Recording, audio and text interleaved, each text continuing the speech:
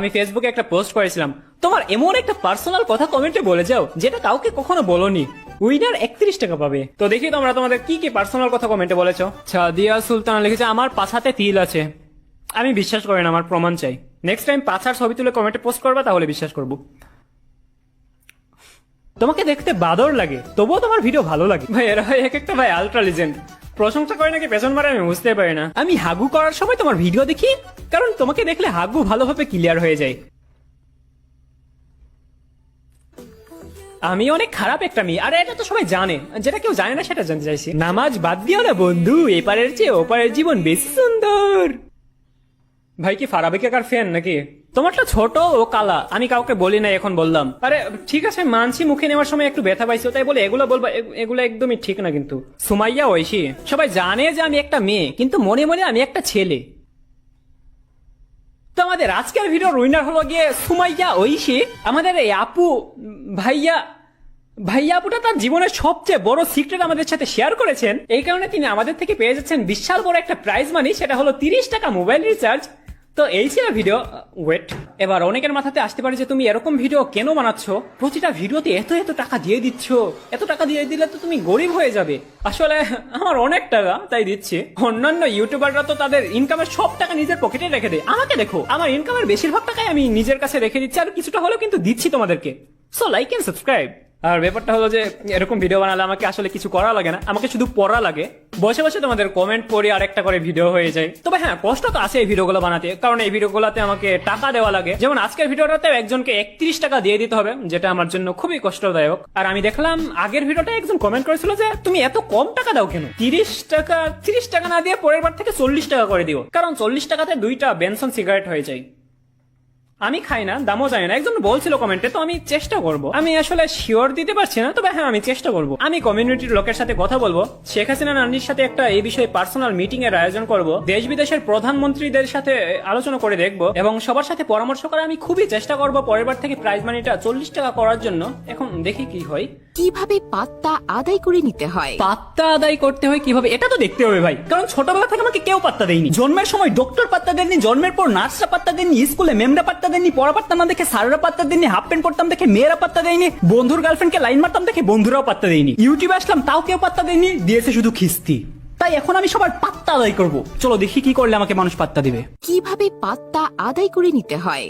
1 নম্বর, নিজেকে ইউনিক হিসেবে গড়ে তুলুন। হ্যাঁ কেন ভাই, আমি তো জিহাদ, আমি তো নিজেকে জিহাদ হিসেবে গড়ে তুলেছি, আবার ইউনিকটা কে, ইউনিক হিসেবে কেন গড়ে তুলবো, কি ঝামেলা। উফ। 3 নম্বর, নিজের মধ্যে এমন কিছু যোগ্যতা এবং গুণাবলী তৈরি করুন যা অন্যদের মাঝে নেই। ভাই আমার যোগ্যতা নিয়ে তুই আর কথাই বলিস না। আমার যোগ্যতার কথা যদি বলি, আমি মেসি রোনালদোর চেয়েও বেটার, আমি অল টাইম মেসির চেয়েও ভালো খেলতে পারবো ফ্রি ফায়ার। আচ্ছা মেসি রোনালদো ফ্রি ফায়ার খেলে না? ও।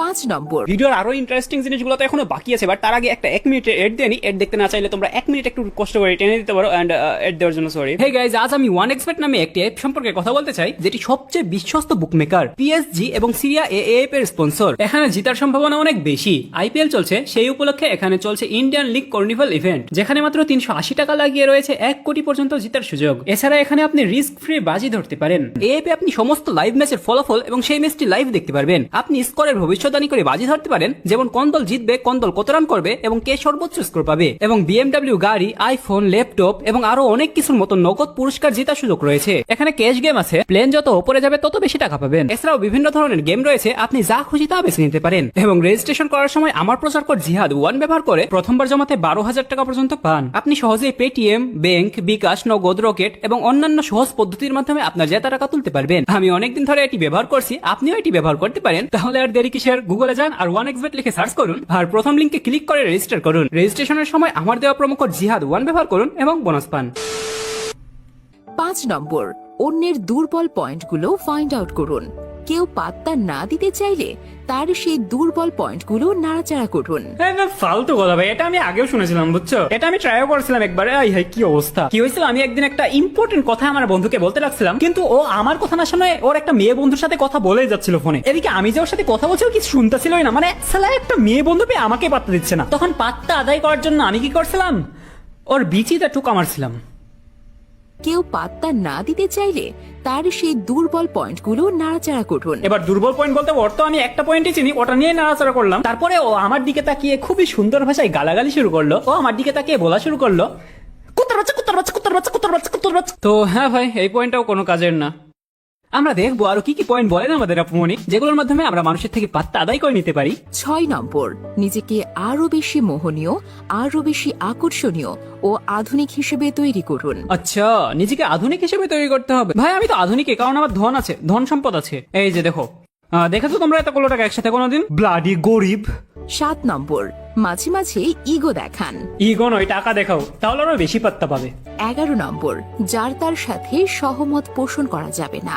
মানুষ ভাই যার তার সাথে সহবাস করে ফেলছে, আর এরা এখনো সহমত নিয়ে পড়ে আছে। 12 নম্বর, মাঝে মাঝে রুটিন মাফিক অন্যের সাথে বেয়াদবি করুন। এটা কি ছিল? রুটিন মাফিক বিয়াদবি? ভাই আমি ছোটবেলা থেকে সবার সাথে এত পরিমাণে বিয়াদবি করছি, এখন তো আমার বিয়াদবি গুলো মানুষের কাছে খুবই নর্মাল মনে হয়। ছোটবেলা থেকে স্কুলের ম্যামরা প্রপোজ করার পর থার্ড ক্লাস বিয়াদব বলে মারতে মারতে বড় করছে আমারে। এখন আর কি বিয়াদবি করব? এখনকার নতুন নতুন আপডেট আর কি বিয়াদবি আসছে মার্কেটে, আমাকে জানায়ও তো, আমি করবো সেগুলো। 20 নম্বর, যে কোনো কঠিন পরিস্থিতি হাসি ঠাট্টা করে উড়িয়ে দিন। হ্যাঁ ঠিক আছে, উড়িয়ে দেবো আমি। কারো বাবা মা মারা গেলে তার সাথে হাসি ঠাট্টা করতে করতে তাকে আকাশে উড়িয়ে দেবো। 25 নম্বর, নিজেকে সবসময় হট এবং সেক্সি রাখুন। পাত্তা পাওয়ার সম্ভাবনা বহুগুণ বেড়ে যাবে।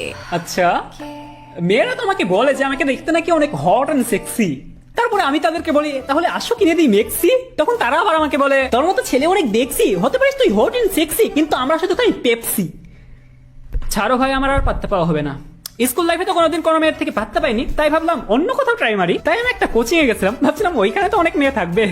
গিয়ে দেখি 3টা মেয়ে বসে আছে, তার ভেতরে 2টা মেয়ের বয়ফ্রেন্ড আছে আর একটা মেয়ের গোফ দাঁড়িয়ে আছে।